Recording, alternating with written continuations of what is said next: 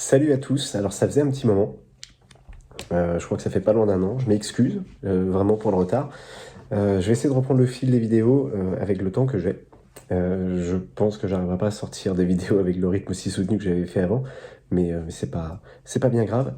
Aujourd'hui on reprend le fil de l'eau et on voit Manifesto, un morceau paru sur Dancetaria, un des derniers composé par Stéphane, et vous allez voir qu'on va retrouver d'ailleurs une dimension un petit peu punk, justement, au morceau.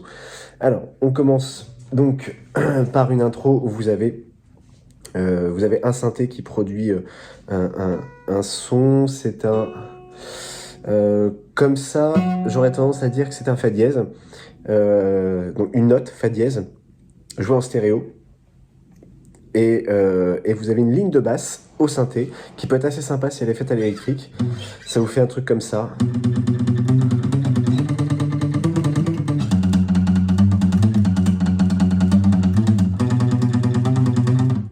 Oups, pardon.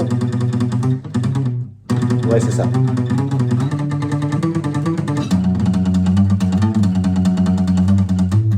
Donc, le morceau, il est en Ré majeur, et on attaque direct sur le 6e degré, la relative mineure, le Si. Et donc, le morceau, ça fera Si mineur, Ré, La. Et donc, pour descendre justement cette ligne-là, Si mineur, Ré, et ensuite on va jouer jouer sur le La, soit sur le Fa dièse en fonction du couplet-refrain, vous allez voir.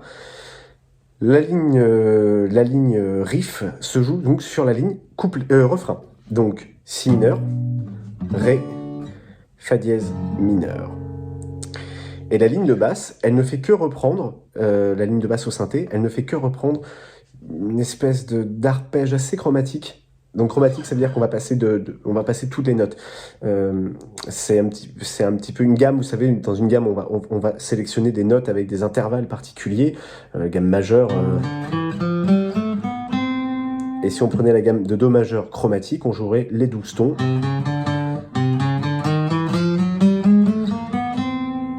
Et bien ici, on va retrouver il y a un petit côté un peu chromatique. Vous allez voir que c'est pas tout à fait ça, mais c'est un bon moyen pour se souvenir de la chose. Donc on prend la basse en Si, case 2 sur la corde de La. Et ensuite, donc c'est un mouvement où vous allez toujours entendre ça. Au médiator. Et ensuite, on va entendre ces notes-là.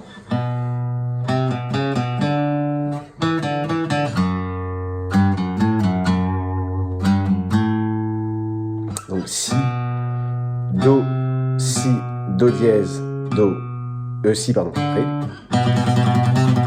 Je vous ai dit n'importe quoi d'ailleurs. Si, Do, Si, Do dièse, Si, Ré.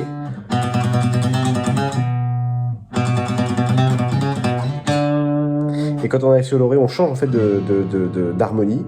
On joue donc l'harmonie de Ré majeur. Là, on va pas faire de chromatisme. On va juste faire Ré, pardon, Ré, Mi, Ré, Mi, Ré. Donc 5, 7, 5, 7, 5. Et on va tout de suite remonter en case 2 sur la corde de Mi pour aller chercher le Fa dièse. Et là, on va faire Fa. Donc Fa dièse, hein, évidemment. Quand je dis Fa, c'est Fa dièse. Hein. Fa, Sol, Fa, La, Fa. Et en fait, on fait que descendre un arpège, une penta, pardon. Une penta un petit peu modifiée un petit peu modifiée de Fa dièse. Donc ça vous donne ça.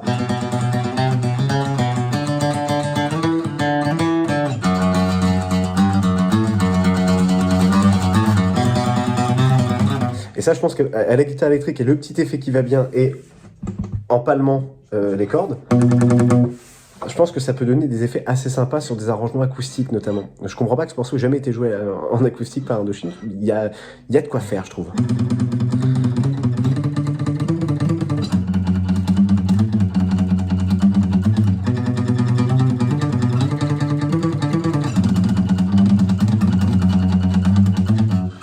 Et ensuite, le riff. Le riff, il est très simple. Il ne fait que descendre des arpèges, les arpèges des accords, des harmonies qui sont jouées. Et le tout sur des renversements un petit peu funk. Donc plutôt dans le bas. Vous allez chercher votre accord de Si mineur ici. Donc un mi mineur que vous allez décaler jusqu'en casse 7 pour le barrer évidemment, hein. Et vous gardez que les 3 dernières. Et ensuite vous faites la même chose avec Ré, l'accord de Ré qui est là. Et ensuite, vous vous arrêtez sur le Fa dièse ici, le Fa dièse qui est une des notes fondamentales du Ré majeur et qui est aussi l'harmonie suivante, le Fa dièse. Donc ça vous donne ça.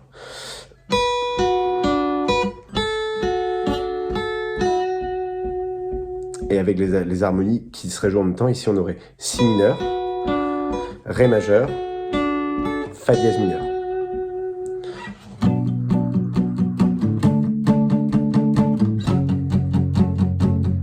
Et ensuite, le chant démarre. J'ouvre une petite parenthèse parce que quand j'étais plus jeune, ça m'avait marqué. Si vous vous souvenez de la comédie musicale Dracula, il y avait un des morceaux chantés par Anaïs Delva qui s'appelait 1, 2, 3. Je trouve qu'on est à la limite du plagiat. Indochine.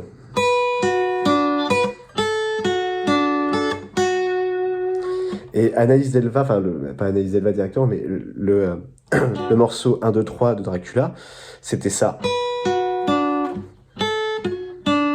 Vous voyez, je l'ai oublié déjà. S'il me revient, je vous le refais, mais je vous assure, allez écouter la chanson 1, 2, 3 de Dracula, vous allez voir que le riff est assez proche de celui d'Indochine. Ça fait longtemps que je ne l'ai pas entendu, mais là j'y pensais, donc voilà. Au niveau des harmonies, donc avec le chant,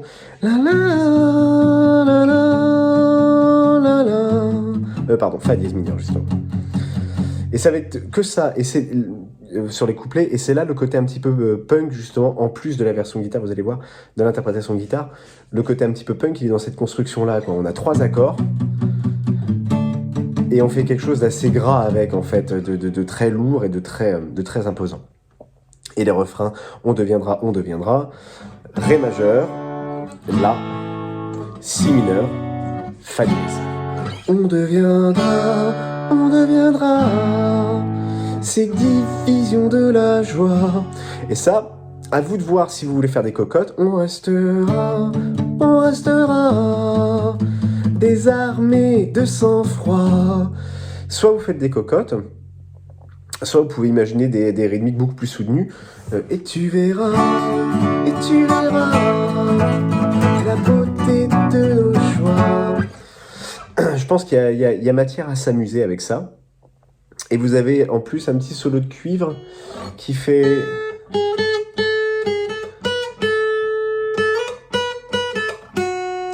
Donc il ne fait que finalement redescendre une penta de Fa dièse. Ouais, c'est ça. Donc ça vous donne ça. Si vous voulez la jouer en tout cas, ce sera Casse 4 puis 5 sur la corde de Mi. 7, 5, 5, 7, 7, 7, 5, 2. Voilà, je pense qu'il y a même moyen de le trouver peut-être ailleurs. Fa dièse, ici. On peut bidouiller ça peut-être. Ouais.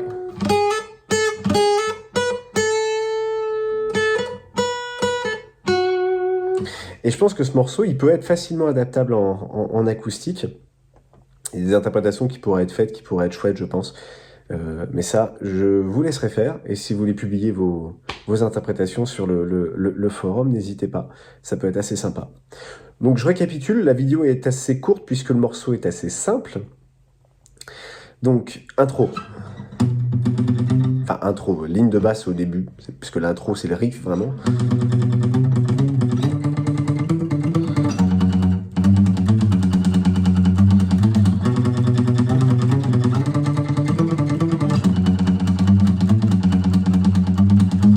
Etc.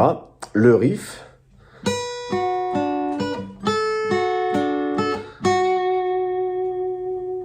Alors, si vous avez s'il y a des amateurs vraiment de guitare ici, des aficionados, des grands pros de la guitare, là, ils doivent hurler, parce qu'ils me voient donc faire ça, un barré un peu bizarre,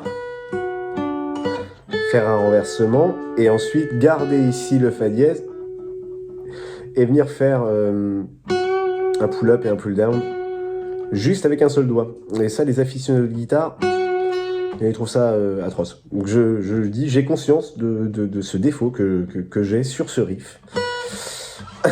Si vous voulez le faire plus simplement, plutôt que le barré, vous posez simplement le majeur, l'annulaire, l'auriculaire, respectivement 7 sur Sol, Si, Mi. Et ça vous permet d'avoir l'index qui est déjà en position éventuellement sur la case 5. Vous n'avez plus qu'à bouger comme ça un doigt.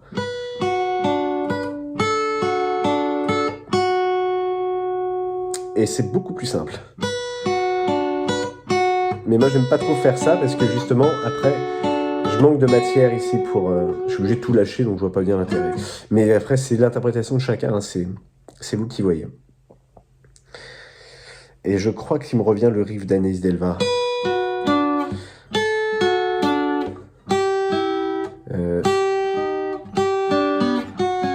Ouais, c'était ça.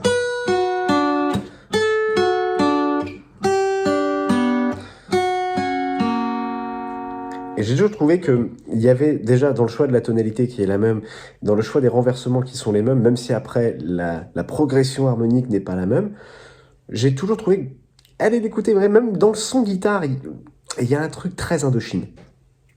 Plagiat ou pas, c'est vous qui allez voir, mais moi j'ai toujours trouvé que c'était quand même très ressemblant. Une fois que vous avez fait le riff, je récapitule toujours, couplet, Si, Ré, Fa. Éventuellement sur l'intro d'ailleurs, si vous êtes à 2 guitares, c'est ce que jouerait la première guitare, pendant que l'autre fait ça. D'ailleurs, on retrouve les accords. Hein. Pardon.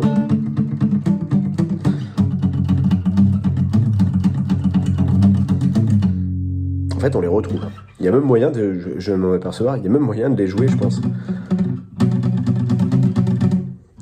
Si on bidouille comme ça.